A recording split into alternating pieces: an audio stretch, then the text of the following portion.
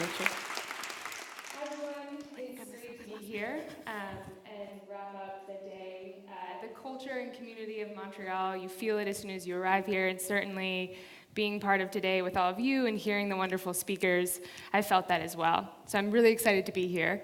Being the last person that talks, I think every point that I'm about to say has already been said.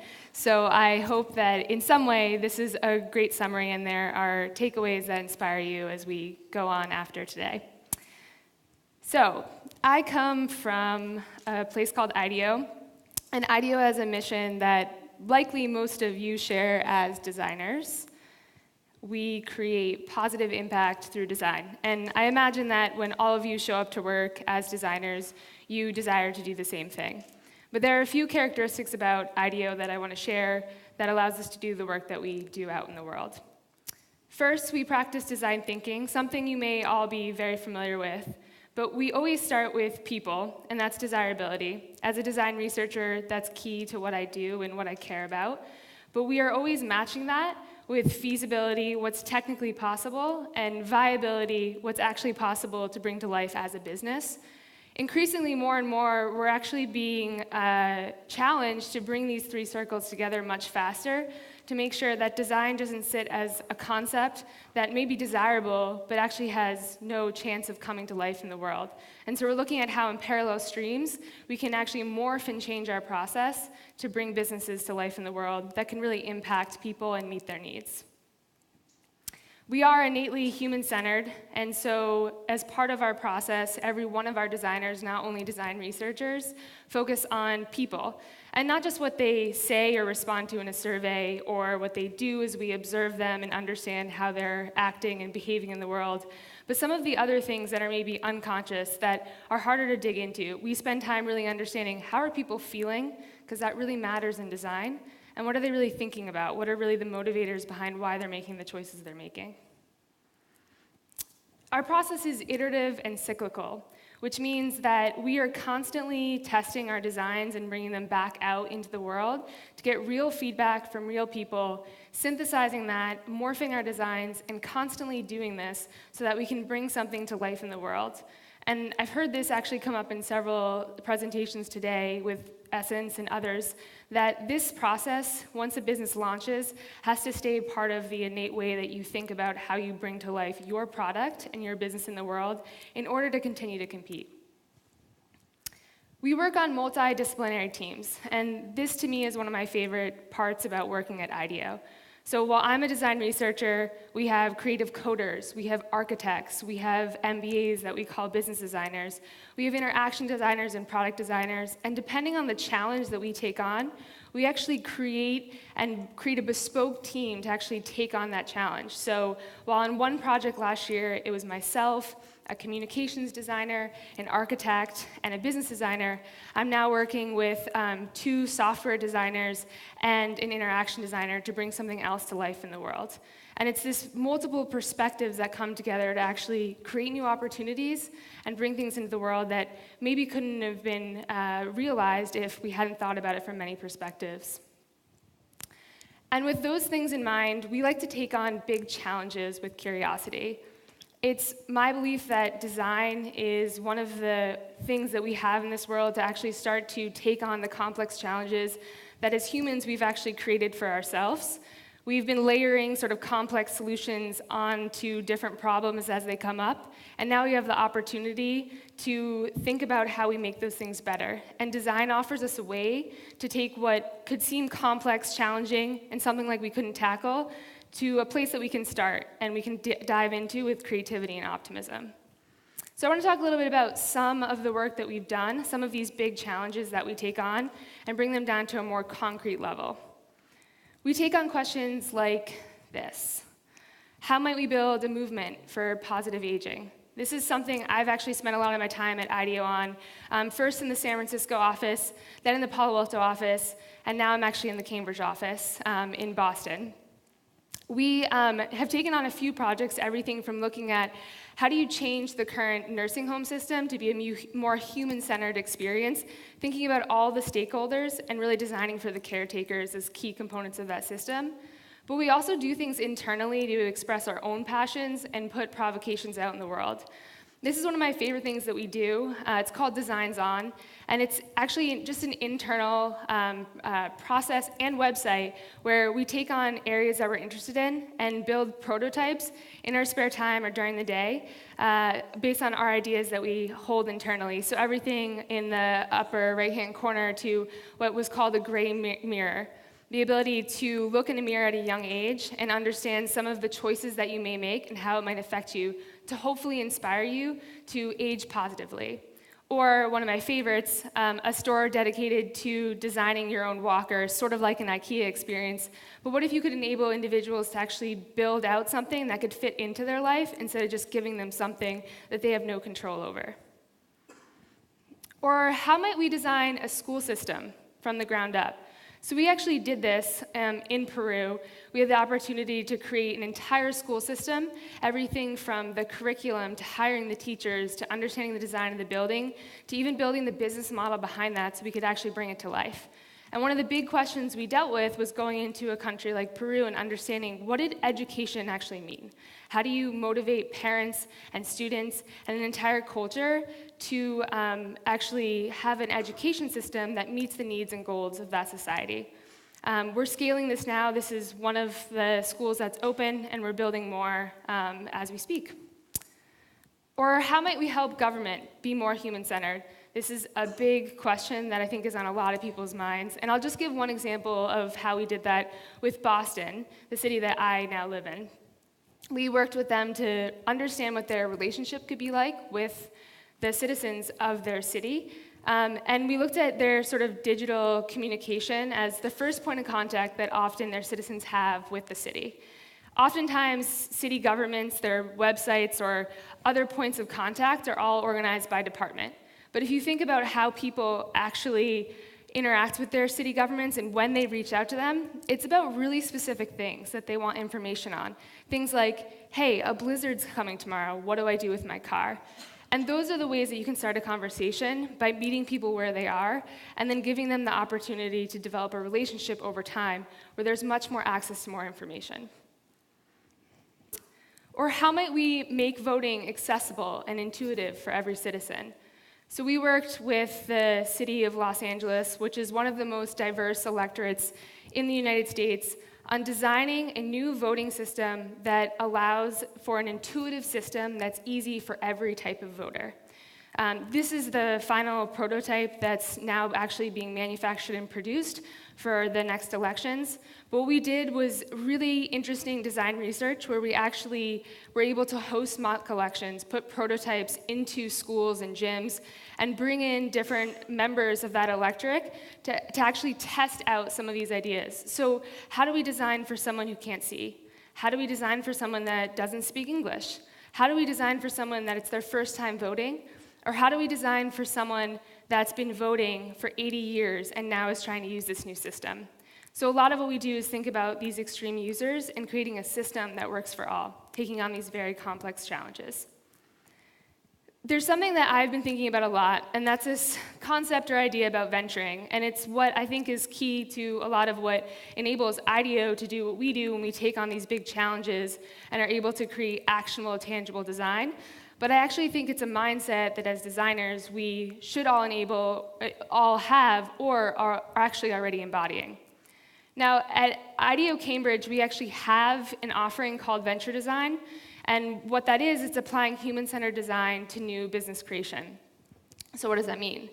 Well, we worked with PillPack, and PillPack is a company out of Boston that is actually looking to disrupt the pharmacy industry in the United States and make it more human-centered. And they're doing that by doing this, which is that there are many problems with not only adherence, but just understanding what you're actually supposed to do with medication that's prescribed to you by doctors. Once you leave the office, you're not thinking about what that is, and you can barely make sense of the prescription that's in your hand. None of that process is human-centered. But what they're doing is they're taking out the middleman, which is the pharmacy, and they're creating personalized packets on a daily basis with instructions that speak to you in a very human way, and helping people follow their medical and prescriptions and adhering to what they need to do to be healthy. So they came to us with a technology that allowed them to do this, but it was about how do you actually bring this to life in the world? How do you create a customer experience and actually launch a business? And so we got really scrappy, as we do when we have startup in residence, to actually prototype things in the world really fast, to get quick answers. Nothing has to be perfect, but can we learn enough that we can keep iterating and getting closer to launch?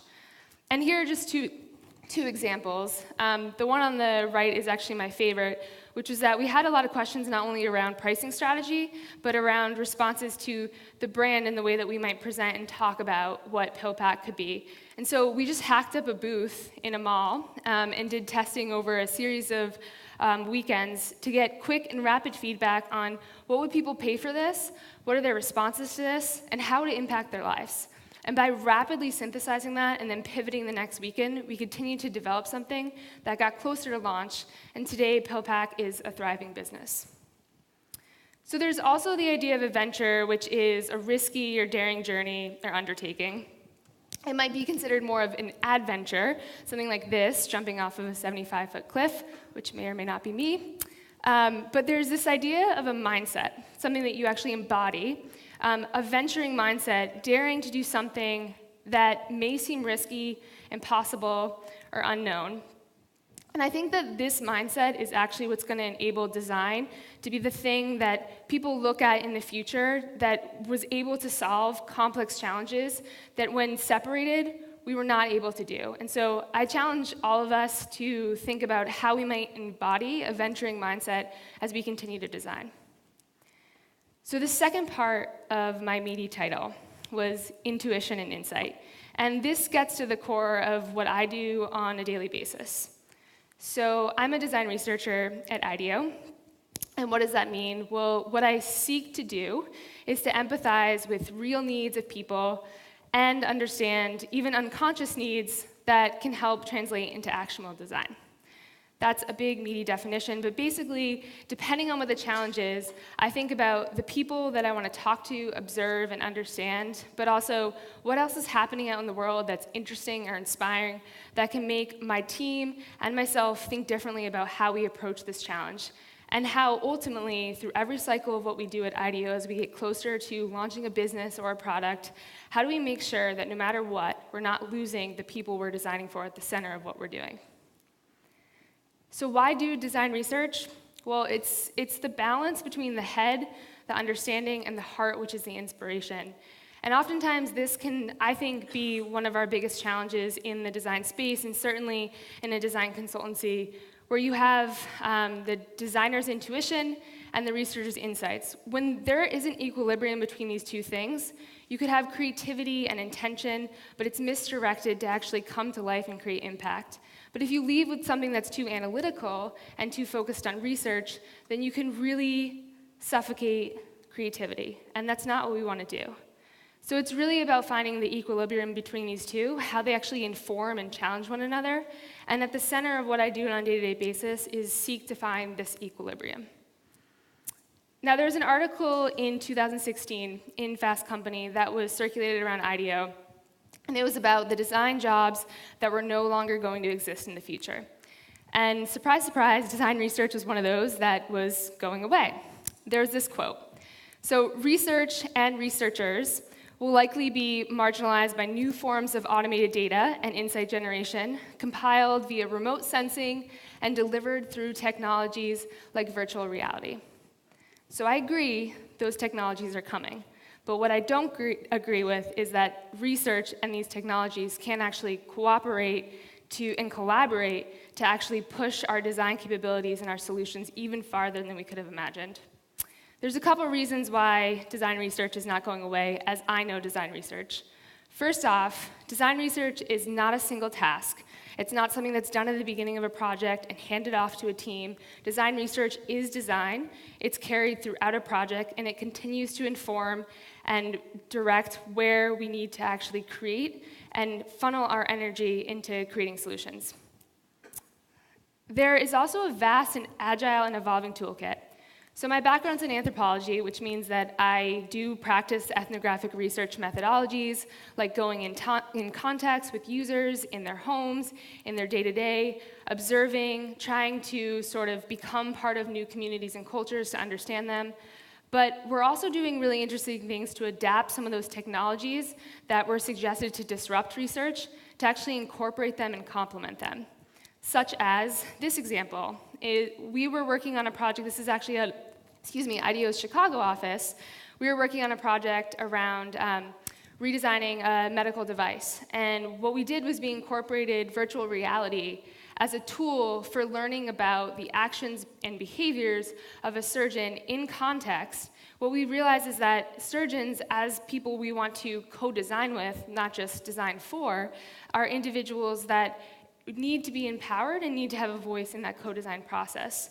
And they also have really unique operating rooms. Every surgeon's operating room is particular to themselves. And in order to get genuine feedback that was actually meaningful, we actually had to put them into their environment so that they would be able to share with us what they thought was the best case for them. And so what we did, using virtual reality as a tool, was mock up their personal operating rooms, put them into the context, provide them with some of our prototypes, and get super actionable feedback that, again, we could iterate on quickly and build a more meaningful tool for surgeons. Now, there's one more piece that, personally for me, is the reason why I do design research, and I actually think it's the heart of this discipline. So when you talk about IDEO or human-centered design or design research, we talk about gaining empathy, and this word has come up consistently today as well. And with empathy, it's supposed to lead directly to actionable design. But what we're forgetting is this idea of compassion that's right in the middle. Now, there's a center out at UC Berkeley that focuses on some of these interesting emotions that are critical to human well-being. And they started to define the difference between empathy and compassion, which I wanted to share with you all. They said, while empathy refers more generally to our ability to take the perspective of and feel the emotions of another person, compassion is when those feelings and thoughts include the desire to help. And for me, empathy and compassion are uniquely human. And so without those, we won't actually be able to use design to create impact. Now, something that I've personally been passionate about and found to be something that I want to invest in at IDEO, it's a theme that continues to come up on many projects that I'm on, are designing for meaningful relationships. Now, I started my career focusing on health and healthcare. I was actually doing international development on the ground, programming and research in that way. Before that, I tried to be a doctor and was pre-med. And I found my way into design primarily because of that idea of actually being able to create tangible and actionable solutions. But what I've found is that relationships are actually really key to the health and well-being of people. And if we think about relationships consistently, then we can actually start to create great impact in people's lives. I reference this quote by Maya Angelou. I've learned that people will forget what you said, people will forget what you did, but people will never forget how you make them feel. And this is why emotion is really critical to understanding when we're designing. So when we think about relationships, what is a relationship? It's the state of being connected, but I think there are also 4 really key characteristics of a relationship. The first is that there has to be an exchange. The second is that that exchange has to have shared value. That shared value drives continuous change over time so that a relationship develops past an interaction. And then there has to be emotion that's actually shared. Now, there's a couple types of relationships that I want to break down. So one is people to people. And I will talk about a couple others. They're all about people to people because I'm talking about people as a design researcher. But this one is particularly about designing the services, experiences, and conditions around people to enable them to actually connect better together in the moments that matter. Now, one of the examples that I've been privileged to actually be able to work with and on a project with is with a company called the Zen Hospice Project. They're a 6-bed hospice hospital out in the San Francisco area, and they have a goal of bringing humanity back to end-of-life care. This is a huge problem in the US healthcare system, and a lot of times end-of-life care, while well-intentioned, is lacking humanity. And by that, I mean the time and space to actually have interactions with the people we love, and not just doing paperwork or dealing with medical concerns. And so they've created a home and rituals and a system around how to bring humanity back to end of life in really interesting and inspiring ways. So up in the right-hand corner, that's B.J. Miller. He is a palliative care doctor at UCSF out in California, and he was, at the time, the executive director of the Zen Hospice Project. He provides care for patients that are in the Zen Hospice home, but he also thought really creatively around what it means to actually experience humanity. And for him, the ability to perceive, as in our five senses, are some of the most unique sort of human qualities. And as long as we can still perceive, then we can still sense. And so how can we bring rituals around senses back to those end-of-life moments to actually reconnect humans? One of my favorite rituals is just baking cookies. And even when sometimes people can't smell, that scent would drift up to the second floor, and individuals would be able to recall the memories or even have the experience of eating cookies again, something that anyone around them could connect with and talk to. They even have an artist-in-residence program that brings delight and laughter into the home. That's a stand-up comedian who actually filled the last stand-up-in-residence spot at the Zen Hospice Project. We worked with them to think about how we could scale this model, how we could start a conversation about what end of life could be, and sort of those moments that we all share as humans. How can we start to redesign that moment and bring attention to it? Well, first we have to start talking about it because it is a taboo topic. So another example of relationships are people to organizations, which ultimately is still the relationship between people and people. But the difference is that you really, when you're talking about a person, whether it's an employee of a company or a consumer interacting with that product, it's about aligning and bringing to life the values, purpose, and mission of an organization with the employees that bring it to life and the consumers whose product they rely on. One of the projects that I worked on out in our San Francisco and Palo Alto offices was a project with Planned Parenthood, who provides healthcare for women, men, and children in the United States. And we worked on two different things with them. One was redesigning the employee experience, and one was redesigning the patient experience. Those two things are intricately connected. First, we thought about what are the motivations for why people at Planned Parenthood show up every day? What aligns them? What are the shared values? And how can you make sure that that's actually connected around the organization? So that when you show up, you know the person next to you is there for the same reasons, and that you're working towards a common goal. So after we did a lot of work internally within the organization, we also thought about how that might come to life for the patient. So if the employees are aligned and ready to bring to life a mission, then they should be able to see the ways that that mission comes to life to the patients that actually get care in their clinics. One of the ways we did that is think about space design and think about the ways that the employees might interact with patients and the way that patients might need space and time to interact with either family members or even be with themselves at times. I love this example because we had to look at over 60 affiliates across the United States, and within that, several clinics. So you can imagine at scale, there are a lot of different models, and we looked at a scalable model to say, if you were to start tomorrow and build this space to allow employees and patients to have a seamless experience across the country, here's the first step you can take, here's the second step, and let's start to actually create a unified customer experience that delivers on those values and mission that your employees show up every day to succeed in. And then finally, the last category that's really interesting to me is people to technology. So this is about designing the tools and products that empower humans to be better humans without compromising their own purpose, their relationships with one another, or the values they share. And still, for me, I'm really interested in making sure that technology doesn't actually affect negatively the relationships we have with one another, but that they can either be collaborative or cooperative. My first example comes also from Planned Parenthood. So one of the things that we designed for Planned Parenthood was actually a patient and physician communication tool. This was around different different choices around contraceptives. And what we understood in talking to patients and also with doctors, this isn't an easy conversation for anyone. So how can you use technology as a collaborative tool to make sure that both of those individuals in that moment are able to communicate better with one another and ultimately have a healthier and better experience? I'm really inspired by the last two examples that are companies out in the world that I did not work with, but I often reference and have been able to talk with members of their team to continue to inspire work that we do at IDEO. So this first one is Augmetics, and it's hitting on the same issue as the Planned Parenthood communication tool that I just showed, and this is about solving the problem between patients and physicians and how they interact in the exam room.